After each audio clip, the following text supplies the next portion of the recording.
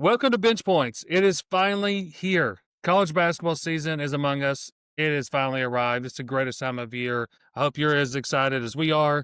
And hey, it went off with a bang. All right. I don't want to waste any time. I don't want to sit there and run my mouth like I'm doing right now. I want to get into the guts of what's happened over the past couple of days.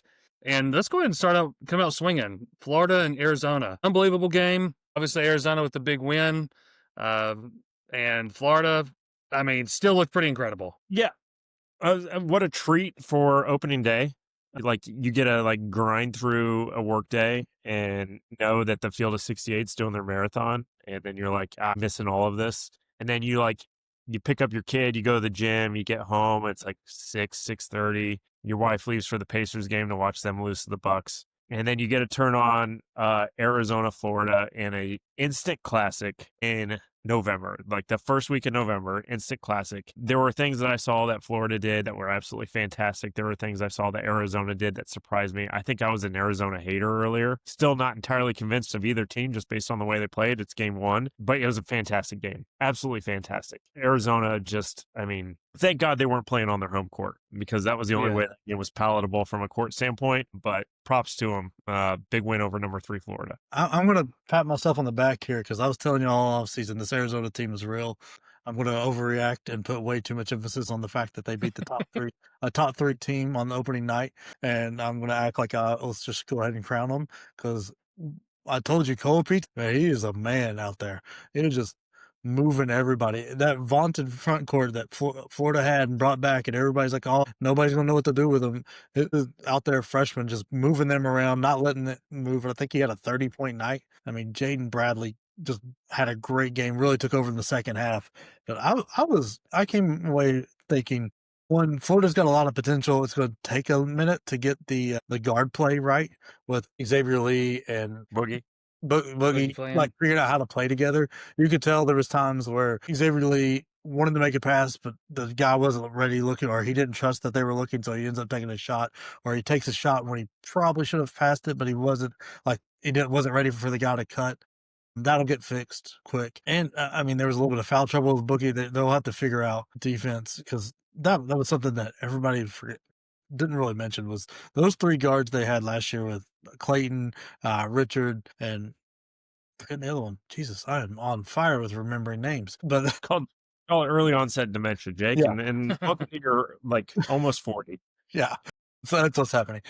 Like those dudes gelled together super quick and pulled together defensively just as much as they did offensively. Elijah Martin, how did I forget him? Jesus Christ. But you can tell there's a big loss there for Florida, and they're trying to figure that out. Hoff, whatever his name is, played great, but nobody else really did, I thought. And Arizona surprised me with how well they played defense, especially in the second half. After Florida came out and smacked them, they got up 14 or so. Well, yeah, it was like instant. Yeah, came out and they turned up the defensive pressure, and giving up 86 points, you can't say they shut them down, but they really made a big difference in the game. And Koa Pete, golly, what a player. I didn't expect that out of him, and that was incredible. That was just a show. So excited for the rest of the year for him. Like, I'm going to be, anytime Arizona's on, I'm going to be watching. I told somebody today that he plays like I play against my 9-year-old son, about to be 9-year-old son, like in 2K. Like I'm just dribbling downhill constantly, boom, boom, boom, boom, get to the basket and I'm going to score. He does that. He did that constantly last night. Like that wasn't even, and even his body, like he didn't even bump around that much. Like he stayed, he had great control. They tried to offset him, but he couldn't he couldn't be stopped. But he's going to be very fun to watch. And also Jaden Bradley's quickness, his initial first step is quicker than anybody else in the country. There's very few people that can keep up with that first step. If he can get a full burst, he's gone. He's going to smoke you. I was impressed with him. Honestly, he was kind of any other night, he would have been, heralded.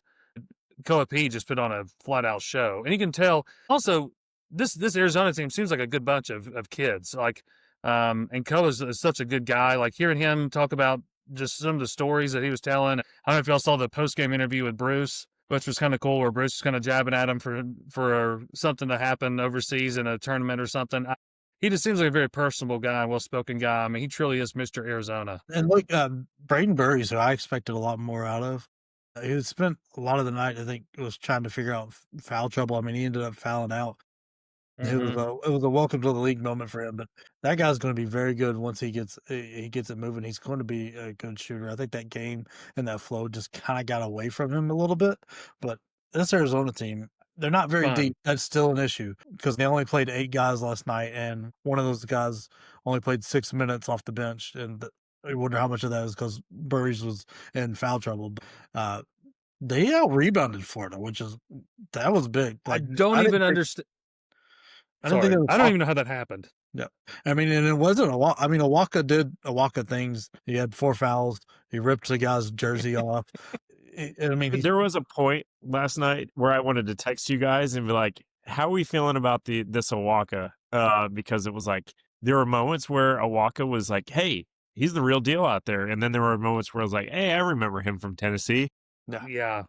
I love the kid. I love him to death, but he doesn't. It's infuriating. But he actually has a pretty high basketball IQ. He just can't hold himself back, Yeah, he's in my opinion. on top of that, he is a little bit victim of reputation too. He's got 3 years out there of being extremely physical and a lot of calls. So a lot of times those calls that are like 55-45 one way or the other, it's going to be 60-40 Fantastic point. going to be called a foul on him because he is built like a brick shit house.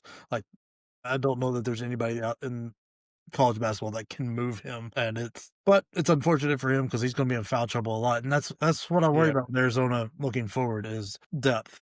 They've got to have some more people step up because the one Baltic All-Star that Illinois didn't get, he had a pretty good game. Ivan, Yes. they had both the threes, had a double-double, quiet, but still very, very solid game.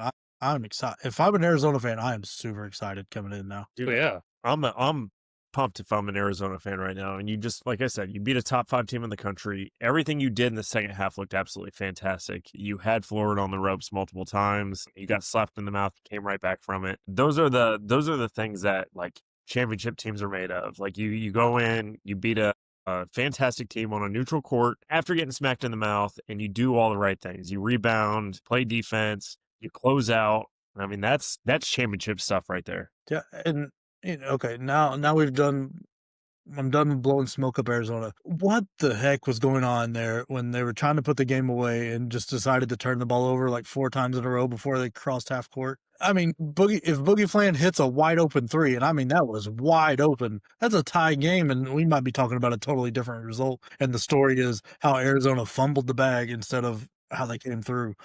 Like that was their next practice seems to be nothing but press break. Yes, what to do in that Exactly. situation. That was big glaring weakness right there. But well, you know what that reminded me of was Duke last year against Houston in the Final Four. Yeah, all of a sudden couldn't figure out how to get through a press break and just they gave the game away. Arizona at least pulled it out, but that was shocking to me because I don't know, like growing up, Dad was coach. First thing we put in on every team. Press break. That was the first thing we put in because you've got to get the ball up the floor. And it just shocks me that wasn't one of the first couple of things that was just drilled into them in like a late game situation. You know that's coming. And with playing in the Big 12 that's loaded with teams, you know you had the Florida game. You know it's going to be close. Pressing's going to happen. Come on. That was a little bit, Tommy Lloyd, shame. Well, and I will have to say too, like Xavier Lee is a special kid. He's fun to watch for Florida. He was one of my Portal Kings options, but I feel like he's got such a high motor. He's going to have to learn how to harness his powers. Yeah. He's going to hit I thought about the long rebounds because Florida's going to shoot a bajillion threes, but actually, did they even shoot that many? Shot 27. Yeah, that's significant. Guess how many, just because I found this very unique. 15. 26. Shut up. Jesus. According to the ESPN box score that I am looking at, they shot 5 and went 2 of 5. Hit 40% of the threes. They did shoot 38 free throws. But right to tell Bucks yet. Honest to God, because of how many Florida shot, I'm like, yeah, they shot that many too. But nope. I just pulled it up and was looking at that. That's shocking to me, especially with the way the game is played now. But yeah, you could tell Xavier Lee, he's got a little bit of adjustment to do where he's no longer big fish, small pond. He was a great player in the Ivy League.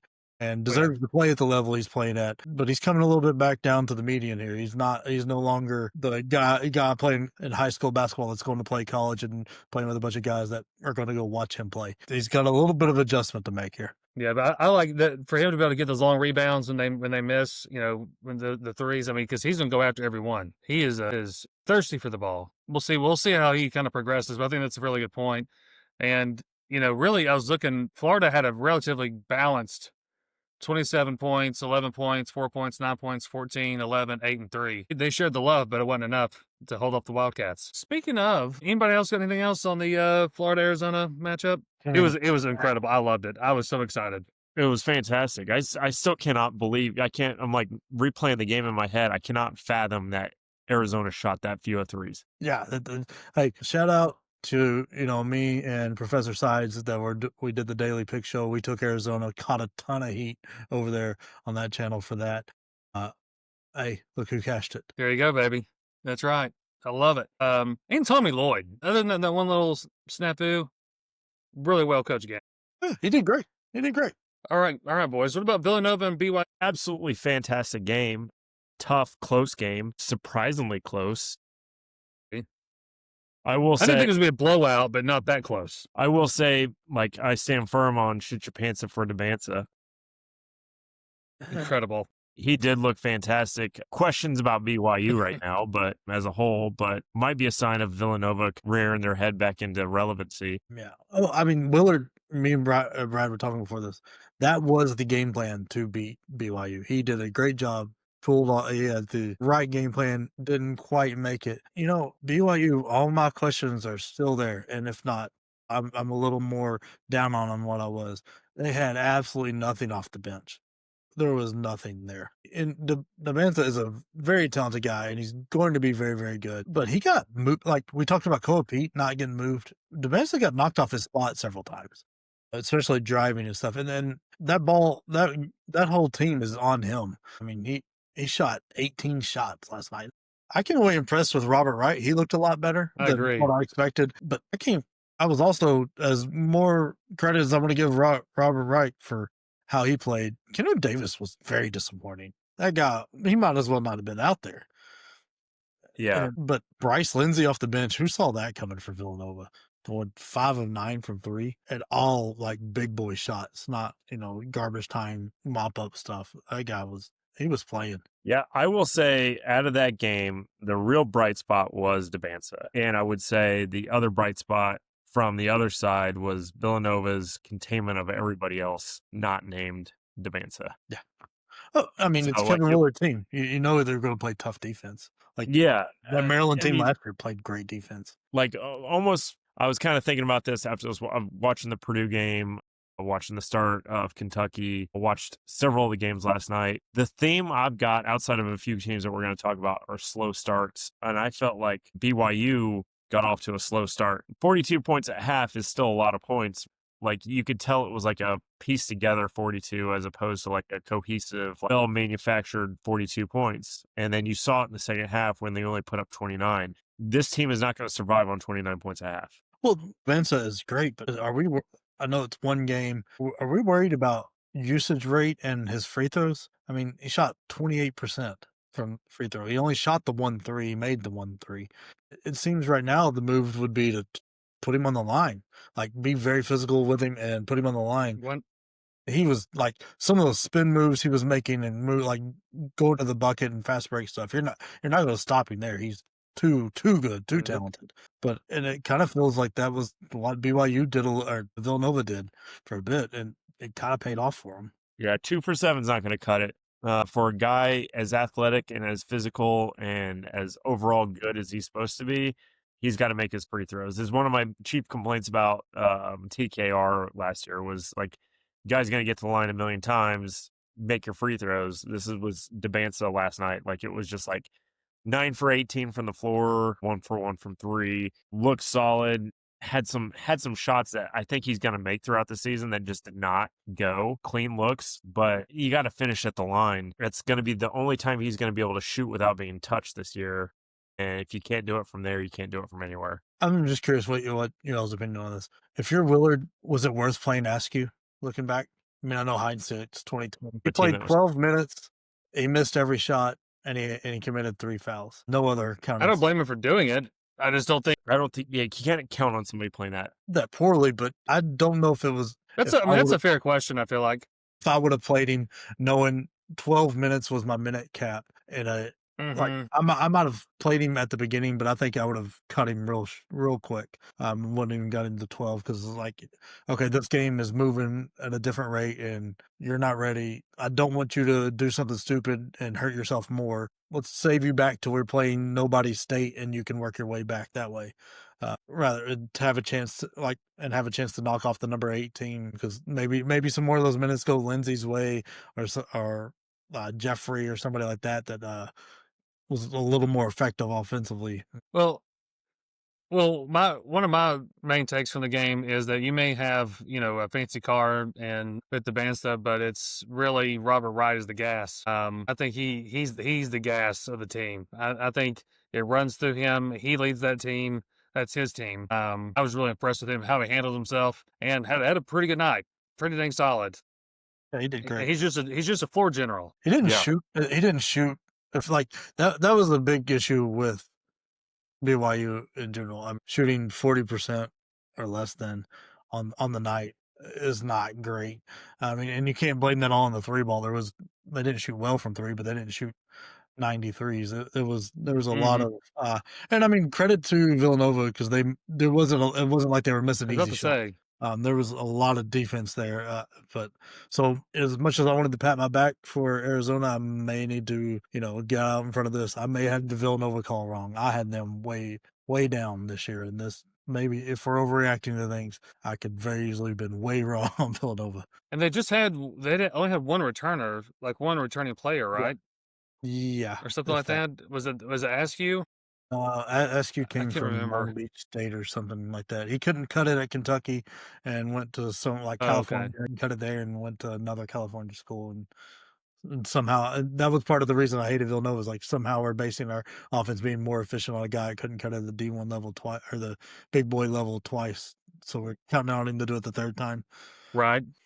Who knows? That's interesting. Well, we've been bragging. I mean, really, all 4 of these teams, we've had some positive things to say, and definitely some bright spots, and some things that kind of tee us up for an incredible year for those 4 teams. But we got to talk about some of these guys that have maybe tripped up a little bit on their opening night. Boise State, what? So Sam, hate to say so- it, buddy, but what you got to say about that? So a few weeks ago, I was pretty high on Boise State, and I actually picked them as my mid-major. Yeah, so the quad 4 loss. Is early in is the year. it quad 4? Is it like quad 8 at this point?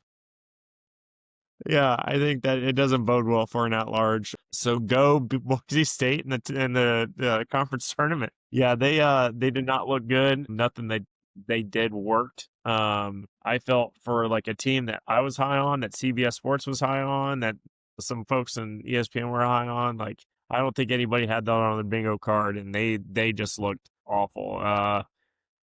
Credit to Hawaii. I don't know if you played well either, but it was Boise State kind of got smacked, and that's a pick on my part. So should I buy a Hawaii jersey? We'll see. I'll take a look at that. It's not just Hawaii; it's Hawaii Pacific. Man, I was going to say, it's not even. Some of the images coming out of their school, like it's like one of those strip mall type schools, is hysterical. That like this is the team that Yeah. went to Boise, got paid, and left with the win. That is utterly meaningless in terms of for both schools, like tournament and stuff. Like it's not going to like it should count against Boise, but it doesn't affect their net rating. And I don't think it'll affect whatever version D2 has of net ratings. That the fact that they went to D1 and won, like it's just a fun story. And man, Boise, that was bad. Nothing came out good. You Couldn't shot have picked 33 Couldn't threes, have picked it more wrong. made a third of them, maybe. I mean, your free throws were good, I One. guess. Yeah. Like you went 12 of 13 from the line. Dude, So good. I'm going to interrupt here real quick because I just watched the start of the Iowa Robert Morris game. 17-4 now, but it was 17-2. Iowa looks like a juggernaut. And now, granted, it's against mighty Robert Morris, but just something to keep on the radar. One of the teams that we've talked about before. Mm-hmm. Sturts hasn't even come alive yet. I think he's got a 3-point play and then just put in a little one-handed floater, but they look absolutely fantastic so far. So back to not to like smoke and mirrors, like look at Iowa doing this. Don't watch me pick Boise State and lose to the Hawaii rec league pickup team. Yeah. Well, We don't need a dog. We may get picked up by one of those teams. Jesus, yeah. But Leon Rice, man, like that is the most unprepared I've ever seen one of his teams come out. That was, I mean, Isn't that wild? That doesn't look good on him at all. Hawaii Pacific shot almost 50% from the floor. Like that's like what is happening on defense? What are you doing? Yeah. And I mean, majority of their misses came from three, so that means they were think making any- everything inside. Like this was pitiful performance. If you're Leon Rice, like A beat down. I'm not saying fire him, but like, man, that's gonna make you question things. And like, because I've always been a big proponent of him. It's like, why is he not getting picked up from some of these bigger schools? Well, maybe these ADs know a little more than I do. Well, that's what I was thinking too. Like it almost felt like something in the locker room happened before that game. Like there's some kind of riff. I mean, I don't know how. Maybe this would be the newest gambling scandal out of this. But I doubt anybody put a whole bunch of money on Hawaii Pacific. No, I can't imagine that being the case. But I say in jest, but you know what? It's kind of sad that how true that could be in our world. But there's also TCU. Yeah, That also was rough. Listening to New Orleans. New Orleans wasn't even picked to finish in the top half of their conference, and they went to TCU. Not on my bingo card. I mean, I didn't have TCU. Yeah, not on my bingo card at all. TCU terrible, Bad. New Orleans didn't like. Again, I'm going to go back into the same thing I said earlier. New Orleans didn't look good. TCU just looked that bad. It's alarming. Ring the alarm bells. I mean, we're going to talk about some teams that actually handled business and did a fantastic job, but this is alarm bells. I kind of had the alarm bells going for Michigan State too against Colgate. Did not find myself impressed with anything that they did. Cohen Carr is the same Cohen Carr he was last year. Early, very loud points, but doesn't mean a whole lot. I'm sorry. I'm going to say it again. Iowa, this is crisp. It's a 20-point game. 27-7, 9 minutes in. I think they're shooting 115%. They look just crisp and clean. This is like as Purdue started their game against Evansville, and I can tell you right now, Purdue's not the best team in the country. They got some work to do. The way Iowa's starting the game, they look like they might have the best offense in the Big Ten. Again, Robert Morris. Back to TCU. They forced 19 turnovers. How do you lose a game where you force? I was just looking at that. Turnovers? And well, I can tell you how is you shoot 11% from deep, which means you did absolutely nothing. And like, this was just like I'm more stunned by this TCU thing, like because there was like no adjustments were made. At least Boise, you could see, was switching around a little bit. Like Leon Rice was searching for what happened. Nothing. TCU, like I don't think they ever changed off their game plan that was getting them beat. It's like what I said earlier. There's no one point that I felt New Orleans looked good at all. I mean, even when they were up like 15 or 16 with like a handful of minutes left in the second half, I think it was a 15, 16-point game with like 10 minutes left in the game. Yeah. And TCU started making it close, but then like both teams were shit in the bed in the last 5 minutes. Like you wouldn't believe it. It was like, what are you guys doing? Like it was hard basketball to watch for most of the evening. New Orleans starts a guy that had 10 turnovers. Like their point guard who had 9 assists, 10 turnovers. And that dude got 34 minutes. How are you not beating this team by 30 with stuff like that? And I mean, this is reminiscent of the Jamie Dixon that got fired at Pittsburgh because he had lost it. It's like he gets so far with the team and it's like, okay, I can't do it anymore. And like this was just mind-boggling a little bit. Yeah, that's a good point. I'm going to apologize to all 36 of our viewers. This is going to be the most distracted podcast you'll ever see in your entire life because basketball is just like flying everywhere right now. So obviously, I've got Iowa on. I've got the Kentucky and Texas Tech game on as well on a separate screen. So I've got a couple screens going. Guys, basketball season's here. This is fantastic. It is here. But you know what? You know what's not here? Auburn swag. Auburn swag. Auburn has no swag. Auburn is as flat as tap water. There is no Auburn swag. There is none.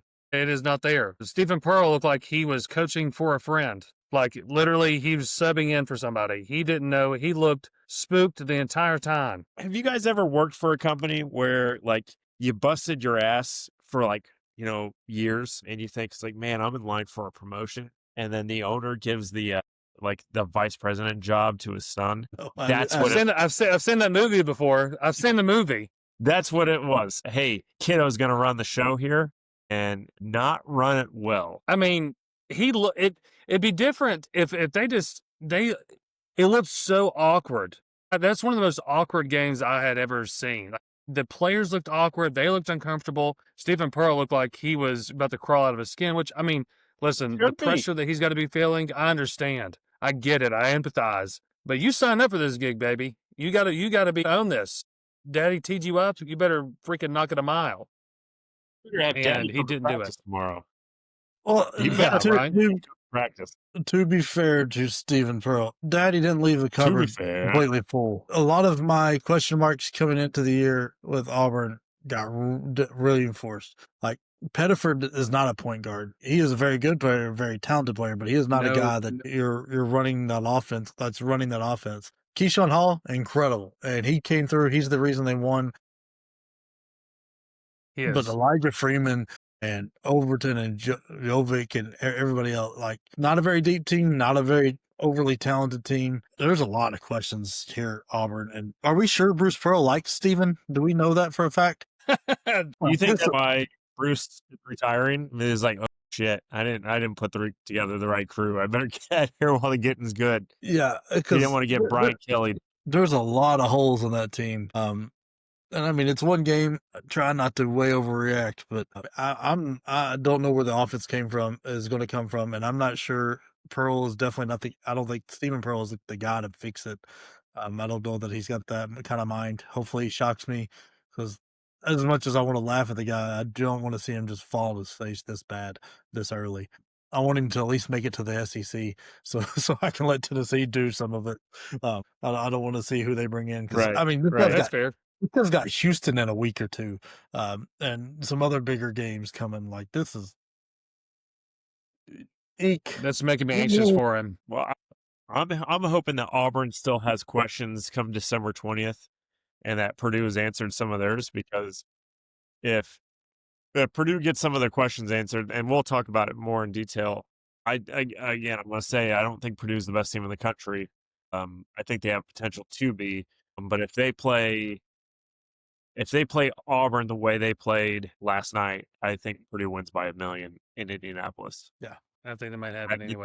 Nothing about that Auburn game last night gave me any confidence for them for the year. Not going to be a threat in the SEC at all if they have performances even resembling that. Not that I expect you all to have this answer, but Arterio Morris, that failed out of Kansas, like, a 5-star recruit, if I remember correctly. He's coming off the bench for Bethune-Cookman. I knew he was playing there, but I expected him to start. What is that? I literally just had that pulled up on. I just looked that up to bring that point up. I'd like to shout him out for one thing. For he hit those free throws 3 in a row, clutch, boom, incredible. I mean, he had a great game, but I know, but he came off the bench. That shocking. I was not expecting that. Very weird. Has he been there for? I think he just. This is his first year. How long has he been there? I think he's first bouncing year. around. I think that I remember hearing that on the broadcast. But I mean, when he hit that, I was like, oh, he's not gonna hit all 3 of these. Come on. But he freaking drilled them. I mean, that was impressive. There wasn't a question. Wasn't a question about it. You know what else is impressive? Winwear. Damn straight. I would be Winwear. I Winwear right now. Unfortunately for this evening, Purdue basketball was playing, and I have to rep. I got my Purdue hockey sweater on that I will be sporting in Alabama. But Winwear, I wore it to the gym again the other day. Literally doing 42-year-old man, 20-minute walk on the stairs. Some guy taps me on the shoulder. Is like, hey, we need one. And I'm like, all right. So I, laced up my, my lawnmower, New Balance. And I did 3 stretches before the game, pulled a muscle, and told him, I was like, hey, gentlemen, I'm going to have to sit this one out. But at least I looked the part in my WinWare jersey. My eye doctor actually brought up my WinWare T-shirt, my Tennessee Moneyline shirt, and he's like, Tennessee Moneyline. He's like, what is that? And so I just explained to him what a Moneyline was, but also what WinWare was, and which was an interesting conversation to have with your eye doctor. But as you can see, I'm not wearing glasses, so I guess he's a pretty good doctor. So if he's wise enough, he should be buying some WinWare apparel, which is at winwareapparel.com. And if you want to get, a nice little love there, you can have Bench Points promo code, right? Bench Points Pod. Just bench points, all one word. Just Bench Points. That's right. Speaking of hockey sweaters, we could throw an image up on there. They have an absolutely fantastic WinWare hockey sweater. It is in gold. So for any Boiler fans that are watching out there, you want something to wear that's not explicitly part of Purdue, which is not really in my vocabulary until roughly April. WinWare. It's got a great sweater. There you go. Now let's hit some quick thoughts here. We have to talk about whatever kind of voodoo that was drummed up for Louisville to do what they did to that Pearl team. I mean, hold on. Let's talk about something that we talked about. And I'm just going to bring this up, and we're going to piss off some folks because that's what we do around here, right? Kentucky, again, we're going to go into slow starts, right? For some of these basketball games. Kentucky beat Nichols by 26. Louisville, still pretty sure they're cleaning up the crime scene of what happened the other night. 104-45. Nothing about what they did over there looked legal. It looked like a semi-professional basketball team playing a JV basketball team for the School of the Blind. I mean, it was a thorough beatdown, and it was not that close. I'm telling you right now, they won by 59, almost 60 points. It wasn't that close. At one point, it was 71-17 or something like that. Like, this was... Yeah, it was not that close. 59-15 at half. 59-15 at half. Unbelievable. I don't know who's good on Louisville. Everybody looked fantastic. They might be all good. I mean, I don't know. Right around. McNeely is finally out of that Virginia offense and was just letting it rip. 5-11 from deep. Nobody else from Louisville really shot that many from three, but he was just letting it go. Like Cronwell looked good, and Raquel Brown, with all the hype, kind of lived up to it. But it's hard to say that because, I mean, these guys played 20 minutes or less. Like, they barely played half of basketball. I don't know that they sniffed any of the time. And because I wasn't going to reward Louisville with watching that murder and torture and all that. I'm not going to put that on my screen. That's going to offend my kids. What they were doing. Raquel Brown had 18 minutes. Hold on, I'm going to read you their starting lineup. You guys ready for this? Let's hear it. 22 minutes, 19 minutes, 18 minutes, 22 minutes, 21 minutes. Before that, when he was coaching. But hell yeah, let's play it. Yeah. But just an absolute thorough massacre. Yeah, that was. I don't want to give it any more time. But that also, pat our whole team on the back here because we were all over Louisville being good, and they were catching. Everybody's getting real worried because of that Kansas scrimmage, and boom, shut everybody up real quick. I know they played South Carolina State, but if you beat teams like this, if you beat the small teams this bad, that means you're pretty good. Like, it's not like they played with their food and then came out. They came out on fire from the get. At the end of the day, you're still playing a D1 school. They hit Arkansas kind of quickly to show that we're not just going to leave them out because I hate them. Yeah. But I hate them. Yeah. But they actually looked good last night. I disagree. You had three guys that could score. Brazil is inconsistent. But they all score. Yeah. Congratulations. But, I mean, Billy, all this returning stuff that everybody thought they had. Pringle, 8. Billy Richmond, 6. DJ Wagner, 8. Like, none of that is they didn't play a lick of defense in the second. Like, their defense was shaky at best in the first half and not a lick of defense in the second half. Now, granted, they were playing subs most of the second half. No, I don't think they were. I'm looking at the minutes here. Your starting five goes 25, 28, 29, 16, 32, and then you have three guys on the bench that are 15 or more minutes. They played their actual rotation. Last 9.5 minutes, the starters were barely on the floor. Which is fair in a 30, 40, 50-point game. Yeah. But I'm saying Wagner played 32 minutes and had 8 points. Cup had 29 minutes. That's about the minutes he's going to play. He had 22 points, and Brazil had 28 minutes and 25. Oh, you know what? Wagner had 32. Yeah, that's what I said. Wagner played 32. They played their legitimate rotation. The second half was a little alarming. The first half was fantastic. Yeah, I thought their first half was absolutely fantastic. Yeah, but they're once again they're playing Southern. This was expected to be a 30-point game. What was the actual spread on this? I don't know. I know Purdue's spread was 33, and we missed the spread on that. I don't know. 26 and a half. So they beat the spread by 5 points, roughly. What was Tennessee's spread last night? 28 or something like that. It was like 28. Yeah, we were nowhere near it. But all right, that's beside the point. I felt so. I'll say this. I'll say this about Tennessee because I'll say the same thing about Purdue. Like Purdue won by 31 tonight. Probably should have won by a million. A lot of shots just did not fall. Braden Smith should have had 20 assists. Tennessee last night should have won by a million. I think you guys won by 16? Was that what it wound up being? Something like that. Ament started coming alive right towards the end of the game. We did confirm pronunciation on his name is Ament, not Ament. That was my fault. But he started coming alive late in the second half. Just a team that just could not finish. Like it was like open looks, not dropping. Hey. Bunnies, not dropping. Perfect passes by Gillespie. Perfect passes by Ament. Estrella started off pretty strong early. I think he kind of faltered towards the end. Just there wasn't a lot there that made me think that there's a lot to worry about because I think those shots will drop. But also it was just like, God, that's going to work against this team, but is it going to work against the Florida? Absolutely not. I don't know. It's hard to gauge how you can say this the exact same thing you're saying. You can say all this for last year, the year before that. Almost every Rick Barnes team, they can't score, and they don't make easy shots. They don't make open shots. They go 4 or 5 minute stretches without being able to make a field goal. And that has been this team every time. It scares me because we don't have a Lanier or a Connect, and Ament was not aggressive last night, and I don't know if that was by design or if that Boozer coming to town and just taking his girl and his mom at the same time out for lunch and left with them is in his head. But buddy, you guys come in with all this hype, 50% possible number one pick. You got to be aggressive. Like DeBenza didn't shoot great, but he was aggressive and making plays. Cole Pete making moves to do it. Darren Peterson absolutely killed it at Kansas. Buddy, you sat back. I know you ended up with a great stat line, but I did not see a lot of aggressiveness early. I will say this. No. You guys finished shooting 50% from the floor. You were 40% from three.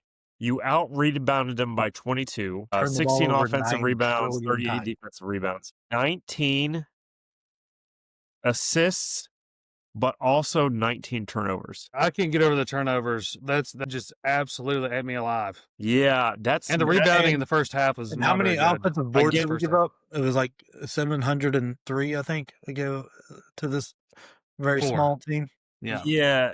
Let me look at that. And we're bigger than we've ever been size wise. This is one of the largest teams we have. Like we complete that kind of team. Let me see. I know you guys out rebounded by 22, but you guys gave up 13 offensive rebounds. I will say this about there were 7 of those rebounds that were tip outs, which are just absolutely piss me off. Like it's just like a long 3-pointer that bangs off the back iron and your guy goes to get it, but it's just outside of anybody's reach if you're blocking out correctly, and it just gets batted out, and then sure enough there's a guard out there that wrangles it up.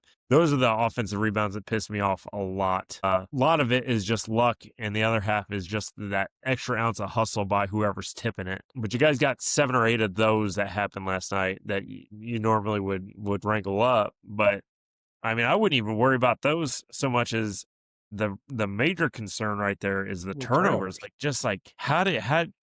That's not something that you guys have ever really dealt with, is it? Except for, I will say, the Elite 8 game last year, there were some turnover issues. Yeah, well, we've been blessed to have one of the all-time best point guards for the last 5 years.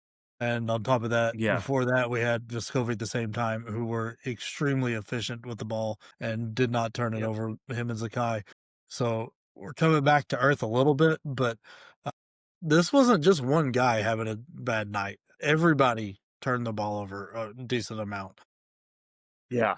Like, I haven't dove into it enough to see, but I wonder how many of those are offensive fouls versus like legitimate turnovers versus like because there was 15 steals Yeah. that Mercer had, and that's unacceptable. Of your 19 turnovers, 15 of them being live ball goes. That's going to get you blown out in most SEC games. That kind of stuff because that number will double going to Alabama or Florida or Kentucky. That could be a 40 still night for somebody. The way that Tennessee played that last night, and then that's scary because Mercer got more shots off Again, them. I'm throwing Purdue. Yeah, they did 7 more shots. You guys want to hear an alarming stat? And again, I'm gonna bring Purdue back up, even though we're not slated to talk about them. Rebounds 40-40. Evansville, mighty Evansville, Leaving off that had 20 didn't have offensive rebounds. TKR, and you all No shot a ton TKR. of threes. A lot of batted balls out, but still, we brought Clough and Jacobson. Jacobson's back and is supposed to help with rim protection and rebounding. Clough is supposed to help with rebounding. Those are holes that have not been filled yet. Yeah. All right, just to kind of rapid shot through these. St. John, that they look like a top 5 team. That I was worried a little bit. St. John's look like a real deal. Mitchell is going to be a problem for the Big East. Yes. Oh boy, Michigan. Oh boy, I did not see them shooting the way they did. That was lights out shooting, almost 55% from deep. And shout out to Elliot Cadeau. Making my Hubert Davis hypothesis 12 assists to 1 turnover with 5 rebounds, scoring what you don't need to score if you're giving out 24 points at least a night. That's heck yeah. That makes you feel good. Kansas looked great. Yeah. It was I hate to say a very workmanlike game for Cadeau. Huh? Go ahead.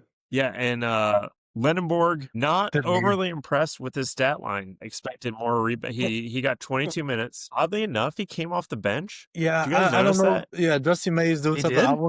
I wonder if there was some kind of something going there. Also, that game flow flew way away from him. That was not his game with Michigan shooting 9 threes and hitting majority of them. So they kind of like the rebounds weren't there for him to get because everything was going in, and Oakland was. Right. Well, I think Oakland comes to visit you all next, so They do. yay for cash and check. They come Friday. Yeah. Yeah, they Yay for come cash and check. Friday. Hopefully TKR is back. He's got a hip issue, so that'll definitely add a wrinkle to the game. Michigan's shot 65%. They were 55% from 3. One note I will say about Oakland, they absolutely positively cannot defend. 0 closeouts whatsoever. Every 3 that Michigan took was wide open 3. Anything that Michigan wanted in the paint was available. No rotations on defense whatsoever. Something that I think come Friday, Purdue is going to absolutely pick apart. Curious to see if TKR is back for that game because I think this would be a big TKR Braden Smith game. He needs to get his feet wet before you go see Flex Bama. Award could have another third. Definitely needs to get his feet wet before you go see Bama. Yeah. That you don't want that to be your first game. I'd almost especially like if to see him you're come off the injured. bench. I just want him to come off the bench. It's like Lendenberg. Illinois looked, again, they took 448 threes. But made it like we hit been 'em. saying, they made a good chunk of them. So they have the crooked number up. They look fantastic. Big Ten as a whole, I think Big Ten didn't lose a game. Even in the bottom of their league played last night. All of them look good. All of them shot relatively well. I think Michigan State had a close one with Colgate. We mentioned that one earlier. Let me pull this up here real quick. UCLA played close with Eastern Washington. UCLA is concerning. Like I've been saying, man. UCLA was very concerning. Like Donovan Dent played and he did well. 21-9 and just the 1 turnover, but Can't do it nobody else himself. played. I mean, and you want to talk about like this was obviously a close game, so you weren't going to show stuff. 6 deep. UCLA played their starting 5. Everybody played 25 or more minutes. Got Trent Perry off the bench, played 26. Everybody else less than 10. So that's a bit concerning. And I called it when we talked about this team. Xavier Booker looks strange to me there. It doesn't fit well. I know his stat line looked good with 14 and 7, and he made almost every shot, but I don't think it's a great fit. because you're playing an Eastern Washington team that's not supposed to be very great. But No, that's this thoughts on that. was very alarming for UCLA. I will say this: the bright spot for UCLA, Donovan Dent was 21 and 9, 21 points, 9 assists, 1 turnover. Those are National Player of the Year numbers. Yep. Like you can have 22 and 16, 22 points, 16 rebounds, and it looks really, really good. If you're getting 21 points and creating 18 additional points and then not turning the ball over, that's how you build a National Player of the Year resume. Again, it's against Eastern Washington. I'm more worried about the bigger picture here. Everybody played a lot, and it was a tight game. 30% from threes. That was concerning. Only rebounded them by 5. Not a lot of turnovers. They only had 8 turnovers as a team, but still only won by 6. There's not a lot of things to look at to say, hey, this was a glaring weakness. It was just an overall statement as the program to be like, hey, we got to clean this up before we get into some real competition, because Eastern Washington is not Purdue. Eastern Washington is not Michigan. Those teams will slap you in the mouth if you have a game like this. Yeah. And I did want to mention, oh, go ahead, Jake. No, I was done in that game. That's all I had. So I did look up real quick, and that Yaxel came off the bench because his right hand is messed up, according to Dusty May, and so he was playing left-handed the whole time. Did not. I thought that's pretty wild. That's from ESPN. Gotcha. I tuned into that. That was a 4-screen game at one point, and I was like, why is he not on the court? And then you look up and they're up 20, and so you start paying attention to. I gave myself attention deficit disorder yesterday. I could not focus on one thing. There was so many things happening. The Auburn overtime, Ohio State game last night. Gave up 100. Was it Jesus 220 total points? Yeah.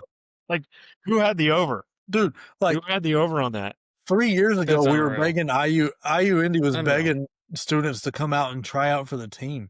And then their coach got busted for being verbally abusive this year. Come out and hang 100 on a team that people were saying might be dark horse for winning the Big Ten. That's wild. And it's just crazy. Kansas hung out a number. They beat the crap out of Doug Gottlieb in Green Bay. Happy for them. I'm still holding true to my issues with Kansas. They cannot shoot from deep well. Take Darren Peterson out, and that's a very shocking bad 3 tonight, because most of the made threes that helped out your percentage came from the walk-ons that played less than 5 minutes. This is I'm telling you, Darren Peterson, real deal, came out 18 points at half, finished with 21. Floyd Benigna is not going to have that game every night. That's not a typical. That's him picking on some people that can't hang out at his athleticism and stuff. But when they get into the Big 12, this is going to be.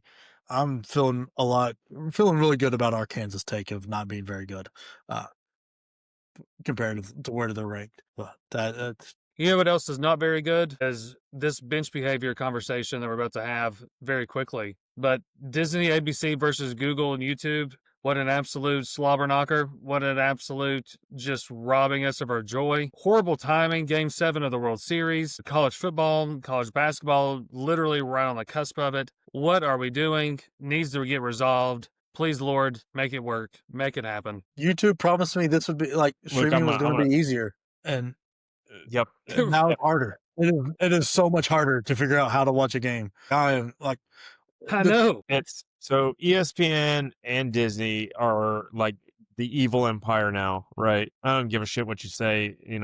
Disney has made some of the just absolutely most poor decisions over the course of the last 4 or 5 years with both the content that they produce as well as their streaming service and subscription plans and the things that they want to try to muscle everybody else into doing. And look, ESPN's kind of in the same boat. Everybody's kind of tired of their shit. They came to the negotiating table with YouTube after an agreement and says, hey, we want more money. And YouTube told them to go kick rocks. This is a rare time where you have 3 multi-billion-dollar companies going all head-to-head, and you have to vote for one of them. I'm going to side with YouTube on this one. I've had a YouTube subscription for a long time. YouTube TV has been absolutely fantastic for college basketball.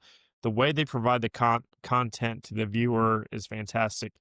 Their prices have gone up exponentially over the course of the last several years, and that's my chief complaint. But you have companies like ESPN and Disney just absolutely trying to bulwark them right now, and they're not budging. So here's me standing in YouTube's corner and saying, like, bring us back college basketball, do whatever you have to do, but also don't budge these assholes. ESPN can go kick rocks, Disney can go kick rocks. Your content has sucked for years. Everybody's tired of it. Get on board or get the hell out of college sports. Like, I love that TNT is getting their feet into regular season basketball for college basketball because I think they see that there's a money to be made there. Mm-hmm. And I like their guys a lot better as a whole that are calling games. I think Me Chris too. Hill does a very, Absolutely. very, very good job. They've got the Big East and I think the Big 12. That's going to be a ton of fun games to watch. So at least YouTube TV's got that. It is ESPN Disney, ABC Disney, however you want to refer to them, is banking on SEC fans. It is really they're banking on them going to Google That's and a YouTube fair and point. canceling that to make sure because they're it's the only conference that has the crazy following, like loyal to the conference, not loyal to the team. Because like Ohio State fans do not give a shit about the rest of the Big Ten, like nobody else does. But No, for some reason, you SEC might need to fans, care about IU. yeah. But like the SEC I think fans, Ohio State. yeah, it's just crazy to me. Like that is what ESPN Disney is banking on. That everybody in the SEC is going to be cutting YouTube off and going to somewhere else, so they can get their like the basketball, the baseball, and the football because that all matters in the SEC because they're all stacked. That's a bold move when there's other options. I don't know.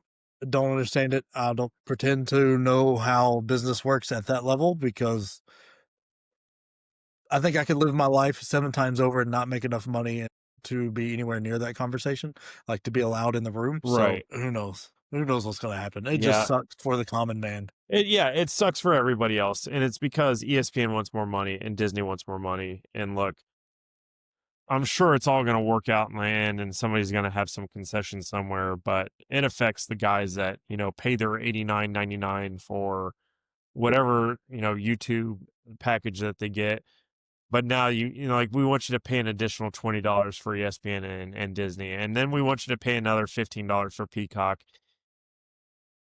At that point, I'm going back to Comcast. Come on. guess. Like I'm about to put a dish back up on my house and be like, you Yeah. know what, DirecTV, get back out here. Take care of me like you used to back in the day. And while we're at it, just add NHL center ice on there because that was the one negotiating tactic I always had with them. Is like, hey, I really don't need these movie channels anymore. Can you go ahead and cut them off? It's like, well, we'll give them to you for free for 3 months, and then we'll give you NHL center ice. I'm like, oh, okay. But then what they count on is you forget about it after 3 months, and then 3 months later, you're like, oh yeah, I've been paying another $30 for HBO and this, that, and the other thing. DirecTV's doing it right. Yeah. They'll like, hey, well, no, we'll just knock it off your bill for a bit. No, we'll make it right. So, Yep. YouTube, stay strong on this one. Or bid. Well, I don't think care. we've got. If you don't have enough money. I don't care. Just let me be able to watch multi-view basketball and put the games on out there. I don't care which one of you bends and breaks and who looks like they lost the negotiation. I don't care. Just somebody lose, somebody win, so I can get what I want back. I don't care anything else in between. But all that is going to mean is that your $90 YouTube subscription is going to be $105 in about 2 months. Act like I didn't pay it before when it was all with Comcast or DirecTV where I was paying for stupid amount of sports. Like I don't care. Right. Just put it in one place. Put it in one place. I'll do it. If somebody can sweet talk NHL center ice and back into that conversation. Look, I'm all about college basketball right now, but hockey's going on too, and I do love me some hockey. So well, maybe that's the reason why Coach seems to be in such a bad mood, and now he's giving us that look, and it's about time for us to go and do the dirty work. At least nobody's willing to watch us on YouTube. We're a top 5 program against nobody states. It's another blowout here. That's right. We're on a top 5 program. Oh, that's shocking. We're in the top 5 minor league church rec C league. That's right. All right, y'all. Catch you That's next right. time. Thanks for watching, guys. And if you made it this far, you're already part of the bench mob. So hit that like button, drop a comment, and subscribe for more chaos. Bench Points is on YouTube, Spotify, and wherever you pretend to know ball.